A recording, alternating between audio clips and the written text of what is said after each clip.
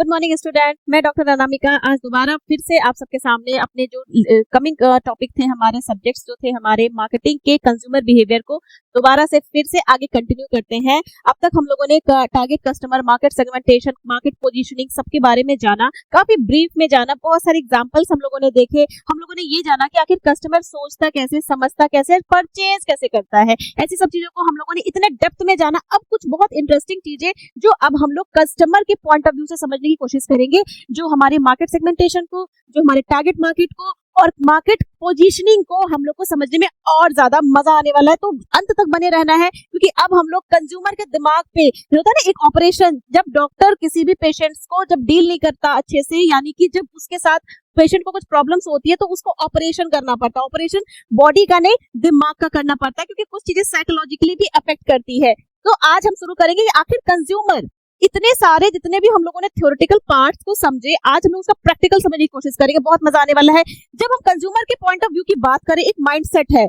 Mindset का मतलब consumer ऐसी कौन कौन सी चीजों से अफेक्ट होता है जो हम लोगों ने देख लिया। अब जानने की कोशिश करनी है हमें कि कंपनी अगर कंज्यूमर के किसी भी नीड को टारगेट करके, अपने प्रोडक्ट्स को मॉडलाइज करके, इनोवेट करके अगर कंज्यूमर के सामने रखता है, यानी मार्केट में रखता है, तो क्या क्या ऐसी बातें हैं जो उन बातों का ध्यान रखते हैं। क्योंकि देखिए कंज्यूमर क्या होते हैं, मैंने पहले भी बताया, राजा होते हैं मार्केट के, और वो बहुत सारी चीजों को अपने दिमाग में क्रिएट करते हैं, परसेप्शंस क्रिएट करते हैं कि आखिर हमें किस प्रोडक्ट के लिए किस तरीके के इंटेंशन को, परचेजिंग पावर को दिखाना है, ताकि वो प्रोडक्ट हमारे पास आ जाए और कंपनी को उसकी नीड पे अटैक करने का मौका मिल जाए। चलिए शुरू करते हैं।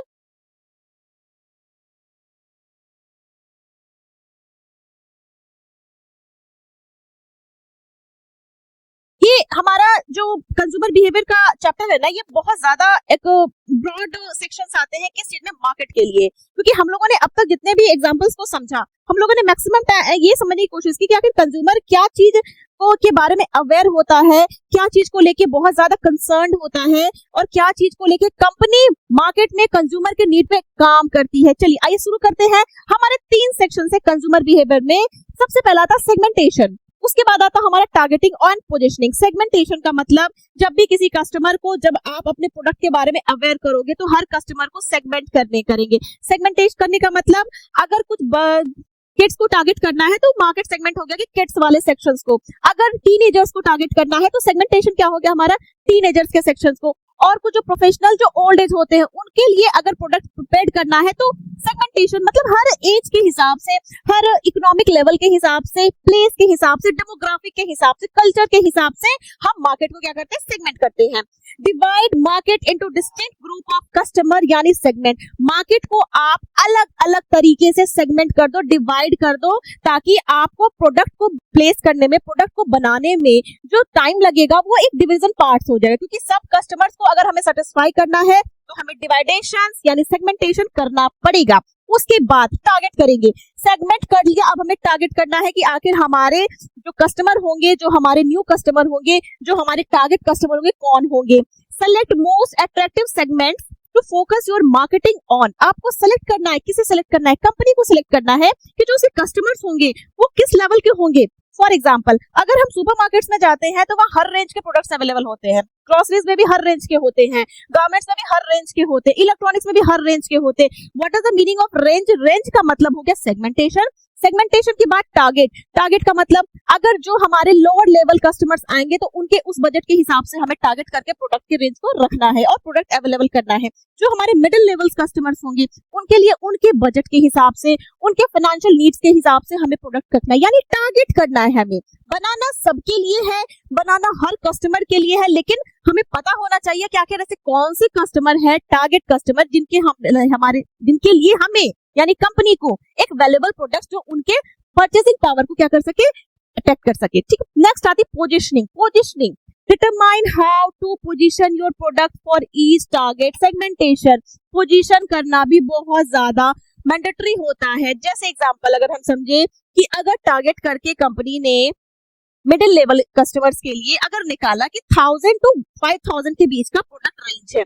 पोजीशनिंग, अगर हम उस प्रोडक्ट को अगर लोअर लेवल वाले मार्केट में डाल देते हैं तो आप खुद बताइए कितने कस्टमर उसको परचेस करेंगे। क्यों? हमने पोजीशनिंग सही नहीं की, हमारा एनालिसिस सही था, सेगमेंटेशन तक सही था, टारगेट भी सही था, बट पोजीशन नहीं कर पाया ठीक से, प्लेस नहीं कर पाया ठीक से, क्या हो जाएगा, कस्टमर हट जाएंगे और उस प्रोडक्ट की अवेलेबिलिटी मार्केट में रहेगी, लेकिन अवेलेबल कस्टमर अवेलेबल नहीं होंगे, क्योंकि हम लोगों ने पोजीशनिंग ही गलत की हुई है। क्योंकि कस्टमर को अपने नीड के हिसाब से ही उसको टारगेट मार्केट मिलते हैं, और हर कंपनी को उनके मार्केट के हिसाब से पोजीशन करना पड़ता है। जहां जिस तरीके का नीड, उस तरीके का डिमांड, वहीं पे सप्लाई। क्योंकि अगर ये तीन चीजें अगर डिस्ट्रैक्ट हो जाती है, इसमें से एक भी चीज अगर हटती है, यानी कि कस्टमर हमारे हाथ से चला जाता है। क्योंकि कस्टमर का माइंडसेट बिल्कुल क्लियर होता है कि मुझे जो नीड है मुझे वही परचेस करना है, और इसी बात का ध्यान कंपनी को रखना है। इसीलिए कहा जाता है कंज्यूमर बिहेवियर में, बिहेवियर पे अटैक, बिहेवियर पे जो उनका परसेप्शन क्रिएट होता है कंज्यूमर का, वो तीन चीजों से क्रिएट होता है। फॉर एग्जांपल, अगर मैं थोड़ा सा ब्रॉड में लेके चलूं, अभी गुड डे बिस्किट्स जो हम लोग जान रहे हैं कि बहुत ज्यादा एक नोन ब्रांड है, वैल्यू है उसकी, और मैक्सिमम लोग खाते हैं। गुड डे बिस्किट ने एक परसेप्शन क्रिएट किया। मैं इस तीनों को गुड डे बिस्किट से एग्जांपल से कोरिलेट करती हूँ। गुड डे बिस्किट ने एक परसेप्शन क्रिएट किया, किसके माइंड में, पोजीशन क्रिएट किया, किसके माइंड में, कस्टमर्स के माइंड में। क्या किया कि चाय के साथ खाना है, चाय खाने के लिए कौन से बिस्किट को यूटिलाइज करना है। गुड डे ने बोला ऐसा एडवर्टाइजमेंट करो, ऐसी पोजीशनिंग करो कि कस्टमर गुड डे ले, यानी कि चाय के साथ भी प्रेफर करे। क्योंकि अब तक चाय के साथ, चाय को हम लोगों ने जाना से पीने के लिए होता है, लेकिन गुड डे ने इस मानसिकता को, इस पूरे कंसर्न को चेंज किया। गुड डे ने क्या किया, ऐसी चीजों पे अटैक किया, ऐसे कस्टमर की नीड को, ऐसे टारगेट को अटैक किया कि आप चाय के साथ क्या प्रेफर करो, गुड डे करो, गुड डे करो, जितनी बार चाय पियो गुड डे करो। ये क्या किया गया, पोजिशनिंग की गई, परसेप्शन क्रिएट किया गया। अगर गुड डे छोटे बच्चे खा रहे थे, लेट्स सपोज छोटे बच्चे खा रहे थे, तो अब बड़े जेंडर, सेगमेंटेशन, गुड डे ने सेगमेंटेशन किया कि अगर छोटे बच्चे का सेगमेंटेशन के लिए गुड डे अलग है। अब जब बात आएगी जेंडर्स, मतलब एक मेल, एक लेवल्स, एक एज ग्रुप, 20 to 40 के एज ग्रुप के बीच में भी गुड डे को हमें सेल करना है, हमें वहां से भी अपने वैल्यू को इंक्रीज करना है, कस्टमर के माइंड पे अटैक करना है। कैसे अटैक करेगा, चाय के साथ करेगा। इससे क्या हो गई, गुड डे ने एक तरफ से अपने बिस्किट को इंक्रीज किया और चाय की वैल्यू को बढ़ा दिया, यानी गुड डे के साथ चाय एंड चाय के साथ गुड डे। ये बहुत बड़ी पोजीशनिंग है। बस यही चीज का ध्यान हर कंपनी रखती है कि कंज्यूमर के माइंड पे कैसे घुस जाए, ऐसा घुसे कि जीवन भर वो क्या रहे, हमारे दिमाग में फिट रहे। क्योंकि कस्टमर का माइंड क्या होता है ना, बहुत सारी चीजों को सोचता है, उसके दिमाग में जो इमेज क्लियर हो जाती है ना, वो उसका परसेप्शन बन जाता है। यानी अगर कभी भी ट्रैवलिंग करना हो और चाय की जरूरत पड़ जाए और गुड डे आपके पास अवेलेबल ना हो, आप गुड डे खरीदोगे। क्यों? क्योंकि गुड डे के एडवर्टाइजमेंट में साफ क्या गया, चाय के साथ Good Day. That's a consumer behaviour, target market, positioning the market according to the need. आगे बढ़ते हैं कि आखिर गुड डे के इस ब्रांड वैल्यू के पीछे का वजह क्या होता है। क्योंकि हम लोगों ने तो एडवर्टाइजमेंट के थ्रू, प्रमोशन के थ्रू परसेप्शन क्रिएट कर लिया, कंज्यूमर को हर चीज बता दिया, जानकारी दे दी, कंज्यूमर परचेस करे। लेकिन इसके पीछे जब थ्योरेटिकली पार्ट्स में आते हैं कि आखिर कंपनी ऐसी कौन कौन कैलकुलेशन के बाद नए कस्टमर को अट्रैक्ट करती है। यहाँ पे कस्टमर अट्रैक्ट हुए, कस्टमर कौन अट्रैक्ट हुए, एक एज ग्रुप वाले अट्रैक्ट हुए। क्लियर? आते हैं, marketing budget plus marketing sale salary एक नए कस्टमर को एक्वायर करने के लिए होता है। इसका मतलब होता है जब भी आपको अपने कस्टमर को इंक्रीज करना है, यानी कि मार्केट में और ज्यादा घुसना है, यानी कि आपको एक बजट क्रिएशन करना पड़ेगा। कोई भी कस्टमर को जब कोई कंपनी अट्रैक्ट करने की कोशिश करती, यानी उसके ऊपर इन्वेस्ट करती है। कोई भी बिजनेस ऐसा नहीं है जब बिना इन्वेस्टमेंट रिटर्न हो, जहां इन्वेस्टमेंट होता है वही रिटर्न होती है। तो जब हमें कस्टमर को लाना है, कस्टमर का रिटर्न लेना है, मतलब लेवल ऑफ कस्टमर्स, हमें ब्रांड वैल्यू इंक्रीज करनी है, हमें उसके ऊपर क्या करना पड़ेगा, एक कस्टमर के ऊपर हमें खर्च करना पड़ेगा, उसके ऊपर एक बजट बनाना पड़ेगा। मार्केटिंग सेल सैलरीज को एक कस्टमर के पीछे रखना पड़ेगा। फॉर एग्जांपल, अगर इसको थोड़ा सा हम और डेप्थ में जाने की कोशिश करें कि जब भी कोई कस्टमर, अगर 10 रुपए का भी कोई कस्टमर है और मेरे 10 रुपए के प्रोडक्ट को भी परचेस करेगा, उसके पीछे वो कम से कम कंपनी 100 रुपए उस कस्टमर के पीछे लगाएगी। क्यों? एक बजट बनाएगी। एक 100 रुपए के लिए या एक 10 रुपए के लिए कस्टमर कितनी सारी चीजों को एनालिसिस करेगा, एनालिसिस के पार्ट्स को कंपनी खोलेगी, उसमें क्या खर्च होगा, बजट खर्च होगा। एक एवरेज अगर लेकर देखे,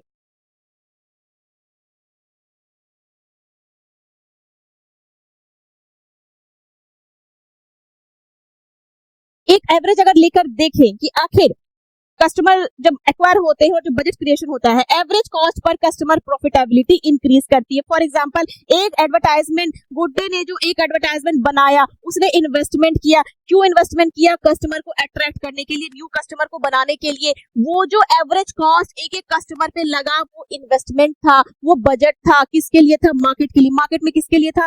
कस्टमर के लिए था। देन वो प्रॉफिटेबिलिटी इंक्रीज करती है। इसका मतलब अगर कंपनी को कंज्यूमर को अट्रैक्ट करना है, न्यू कस्टमर को लाना है और मेरी जो एग्जिस्टिंग कस्टमर है उसको मेंटेन रखना है, तो यानी कि हमें हर कस्टमर के ऊपर कुछ ना कुछ यूनिट्स हमें एक्सपेंस करना पड़ेगा, तभी हम मार्केट में हमेशा मेंटेन रहेंगे, सस्टेन रहेंगे और कॉम्पिटिटर से हमेशा compete करते रहेंगे। क्योंकि consumer behaviour is the broader concept, is the broader terminologies and the broader segment to work, क्योंकि पूरा मार्केट ही कंज्यूमर पर बेस्ड है, उनके बिहेवियर पर बेस्ड है और उनके परसेप्शन पर बेस्ड है। तो विदाउट इन्वेस्टमेंट ऑन कंज्यूमर कोई भी कंपनी प्रॉफिटेबिलिटी की तरफ नहीं जा सकती है, क्योंकि अब तक का सबसे बड़ा सर्वे कहता है कि कंज्यूमर एक हब होता है मार्केट का, कस्टमर एक ब्रॉडर हब होता है मार्केट का।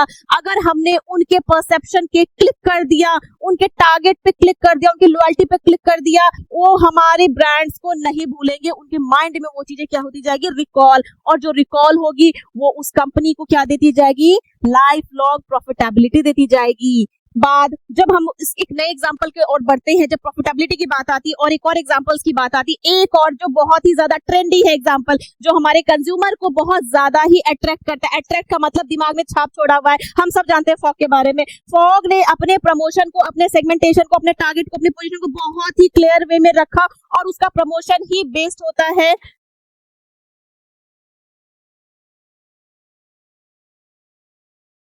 अब आगे चलते हैं हमारे नेक्स्ट जो एक फॉग, हम लोग सबको जान रहे हैं फॉग के बारे में। फॉग एक ऐसा ट्रेंडी ब्रांड है जिसने मार्केट के सेगमेंटेशन को, टारगेट को, पोजीशनिंग को बहुत तेजी से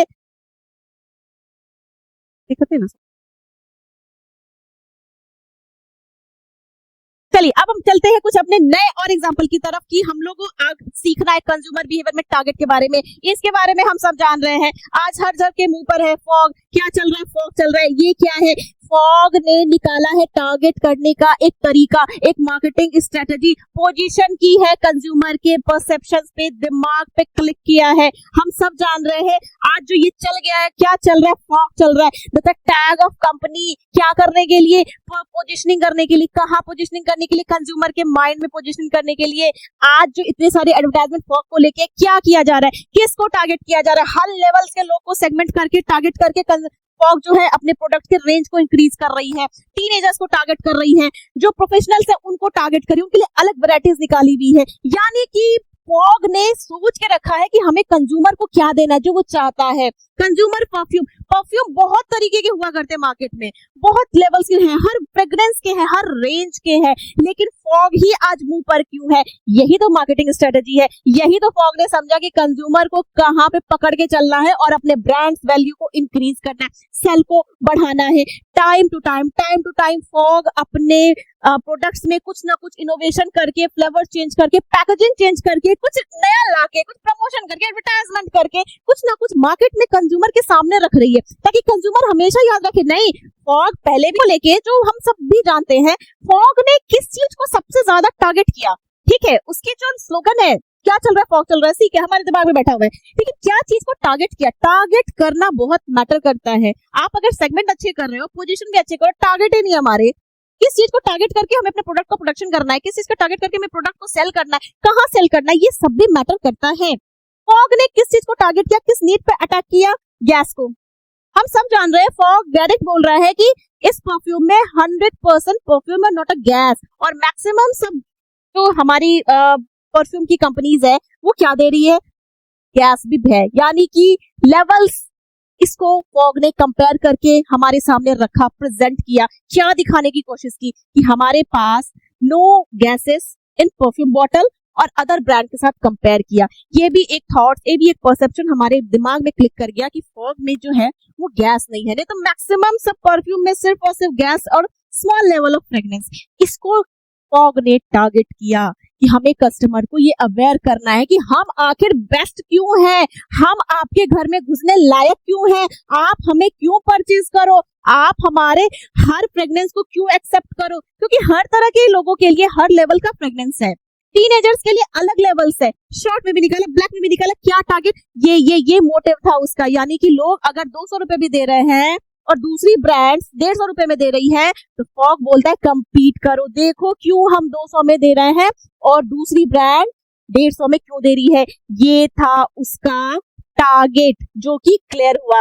अब जानते हैं कि आखिर फॉग ने ऐसी कौन सी मार्केटिंग स्ट्रेटजी पे काम किया जिससे आज फॉग हर घर में, छोटे बच्चे से लेके बड़े लोग भी जान रहे, परफ्यूम आएगा तो कौन सा आएगा, फॉग का आएगा, क्योंकि सब लोग को पता है क्या चल रहा है तो फॉग चल रहा है। चलिए मार्केटिंग स्ट्रेटजी फॉग का डिस्कशन करते हैं। आखिर फॉग ने ऐसे क्या किया।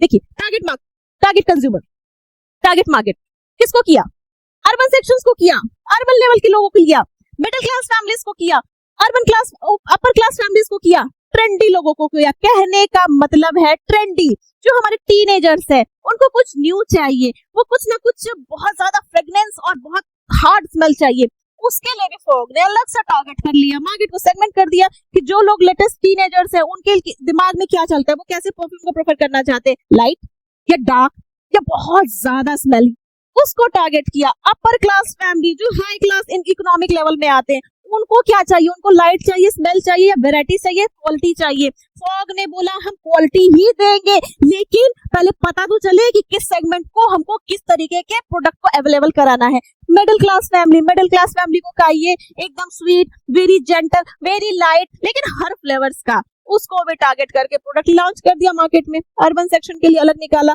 है वैल्यू प्रोडक्ट्स भी हैं इसके पास। यानी कि फॉग ने मार्केट को बहुत अच्छे से एनालिसिस किया, हर स्ट्रेटजी पे काम किया, हर फैक्टर्स पे काम किया जो एक कंज्यूमर को फॉग को लेने के लिए अवेयर करता है।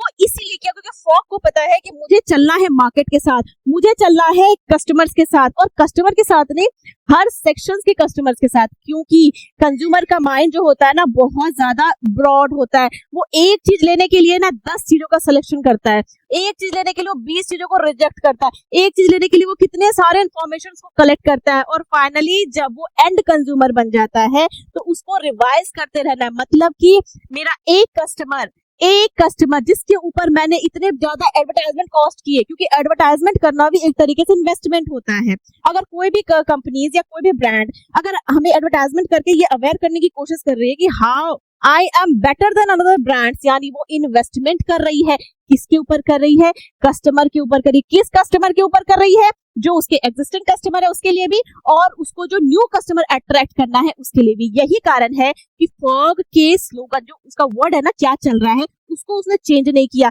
लेकिन वो अपने प्रोडक्ट के क्वालिटी, पैकेजिंग, डिजाइनिंग, इस पर हमेशा कुछ ना कुछ टाइम के बाद क्या कर रही है, चेंज कर रही है, क्योंकि उसको पता है मार्केट बहुत ही ब्रॉड है, मार्केट में कंपटीशन बहुत बड़ा है, छोटे से लेके बड़े ब्रांड्स भी मार्केट में एग्जिस्ट कर रहे हैं, और सबसे फॉग को क्या करना है, कम्पीट करना है। क्योंकि फॉग ने अपने कंज्यूमर के बिहेवियर के पैटर्न को बहुत अच्छे से समझा, मार्केट के ट्रेंड को बहुत अच्छे से समझा, और जिस तरीके का ट्रेंड मार्केट में है, जिस तरीके का डिमांड कंज्यूमर का आएगा, उसी तरीके से फॉग अपनी मार्केटिंग स्ट्रेटेजी को टाइम टू टाइम क्या करेगा, रिवाइज करेगा, चेंज करेगा और अपग्रेड करेगा। एक छोटे से और एग्जांपल्स में जाते हैं, क्योंकि हम लोग पढ़ रहे हैं कंज्यूमर बिहेवियर जो बहुत ही आसान नहीं है। हम लोग सबको जान रहे हैं कस्टमर कैसे सोचता है, क्या सोचता है, लेकिन बहुत सारी कंपनीज ऐसी है ना जो कंज्यूमर के ऐसे व्यू पॉइंट्स पे काम करती है जिससे प्रोडक्ट बनाने में, उसके डिजाइनिंग करने में ना बहुत इजी हो जाता है। अब तक तो हम लोगों ने देख ही लिया, गुड्डे का एग्जांपल ले लिया, ये फॉग का एग्जांपल है। अब अगर हम लोग थोड़ा सा बैक को लेके चले, अभी जो लेटेस्ट सबसे ज्यादा ट्रेंडी एडवर्टाइजमेंट किसका जा रहा है, ये सोचने की बात है। अगर कोई एडवर्टाइजमेंट आपको या हमें बहुत ज्यादा पसंद आ रहा है, यानी कि वो हमारे दिमाग पे असर किया, यानी कि वो एडवर्टाइजमेंट हमें बहुत ज्यादा एक टच दिया, किसके लिए, उस ब्रांड के लिए एक क्या दे दिया, एक टच दे दिया। क्योंकि आप देखो कि कोई भी चीजें, कोई भी कंपनीज अगर न्यू प्रोडक्ट लॉन्च करती है ना, सबसे पहला पैटर्न उसका होता है प्रमोशन करना। प्रमोशन करना मतलब आप प्रोडक्ट को प्रिपेयर कर रहे हो या करने वाले हो या कर चुके हो, मैन्युफैक्चरिंग कर चुके हो, मार्केट में प्लेस करने से पहले आप लोगों को अवेयर करते हो, बताते हो, जानकारी देते हो, इन्फॉर्मेशन देते हो, ताकि कस्टमर आपके प्रोडक्ट को लेने से पहले अवेयर हो जाए कि व्हाट इज दिस। तभी तो वो आपके न्यू टारगेट कस्टमर में आएंगे। और अगर कस्टमर आपसे प्रोडक्ट को दोबारा से यूटिलाइज करके दोबारा डिमांड करते हैं, देन आप उसको एग्जिस्टिंग कस्टमर में कन्वर्ट कर लेते हैं। तो कंज्यूमर बिहेवियर का ये सेगमेंटेशन, टारगेट कस्टमर पोजीशनिंग कैसा लगा? बिल्कुल इसको और ज्यादा इलॉबरेट हम लोग और बहुत बड़ा, क्योंकि मैं बार बार बोल रही हूँ ये छोटा सा सब्जेक्ट्स नहीं है, छोटे से टॉपिक्स नहीं है, एक से एक एग्जांपल्स हमारे कंट्रीज में, हमारे इंडिया में अवेलेबल हैं जो हमारे इस चैप्टर को बहुत ज्यादा एनहांस करने वाले हैं। क्योंकि हमें पता है, आपको भी पता है, बार बार कह रही हूँ, मार्केट का राजा सिर्फ और सिर्फ एक होता है, कस्टमर, कस्टमर और कस्टमर। और हर कंपनी को कस्टमर के यहाँ पे रहना है, हाथ में नहीं रहना, यहाँ पे रहना, ताकि जब भी कस्टमर मांगे उस प्रोडक्ट को ही मांगे, जब भी कस्टमर डिमांड करे उस प्रोडक्ट का ही करे, और जब भी कस्टमर फीडबैक भी दे तो उस कंपनी का और उस प्रोडक्ट का ही दे। तो थैंक यू। कैसा लगा? लाइक शेयर सब्सक्राइब जरूर कीजिएगा, क्योंकि ये चैनल आपको बहुत ज्यादा ऐसी ऐसी चीजों के बारे में स्पेशलाइज्ड नॉलेज देने वाला है जो शायद हमारे स्पेशलाइजेशन सब्जेक्ट के साथ नहीं, हमारे लाइफ लॉन्ग प्रोफेशनल करियर में भी काम आने वाला है, क्योंकि जितना सीखेंगे उतना ज्यादा हम लोग इनबिल्ट होंगे। Thank you.